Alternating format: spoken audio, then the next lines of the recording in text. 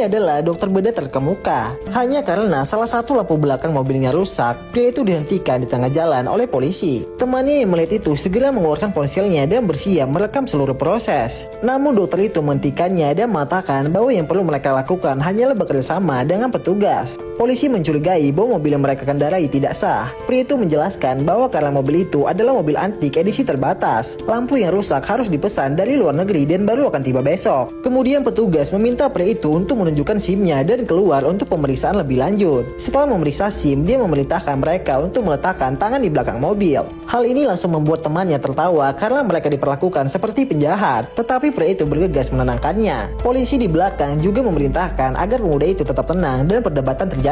Tetapi pemuda yang marah itu malah berjalan ke arah polisi dan pria itu berusaha keras menahannya. Ketika polisi bersiap akan menembakkan senjatanya, tiba-tiba dia tertabrak sepeda motor yang melaju kencang dan terpental ke jalan. Pria itu memberi isyarat kepada temannya untuk segera memanggil bantuan darurat, dan pengendara sepeda motor yang melihat dirinya menabrak polisi langsung melarikan diri. Dia bergegas memeriksa luka-luka polisi itu. Namun nyawa petugas itu dalam situasi kritis, dan yang lebih buruknya lagi, ambulan baru akan tiba dalam waktu 10 menit. Sebagai seorang dokter bedah, pria itu menilai bahwa polisi itu tidak akan bertahan lama dan saluran napasnya mengalami pendarahan hebat. Dia segera meminta temannya untuk mengambil peralatan pertolongan pertama dari mobil. Dengan hati-hati dia memotong jalan pernapasan lalu memasukkan selang drainase dan menguras darahnya. Hal ini mencegah petugas tersebut mati lemas. Tidak lama kemudian polisi itu dibawa ke rumah sakit tempat sang dokter bekerja. Setelah memeriksanya ditemukan katup jantung petugas rusak yang menyebabkan jantungnya cepat sekali berdebar, sehingga diperlukan untuk melakukan operasi jantung terbuka darurat. Dokter lain setelah mengetahui apa yang terjadi menyarankan agar pria itu tidak ikut serta dalam operasi ini. Tetapi pria itu percaya bahwa saat ini sang polisi hanyalah seorang pasien dan dia tidak akan pernah membiarkan perasaan pribadi menurunkan standar medisnya. Kemudian para polisi sedang menginterogasi pemuda itu untuk kesekian kalinya. Pemuda itu dengan sabar menjelaskan bahwa hanya karena lampu belakang yang pecah, polisi memperlakukan kami seperti penjahat. Tidak lama pria itu datang dan mengatakan bahwa dia adalah kepala dokter bedah yang menangani rekan mereka. Segala hal penting dia segera melaporkannya dan baru setelah itu para polisi pergi.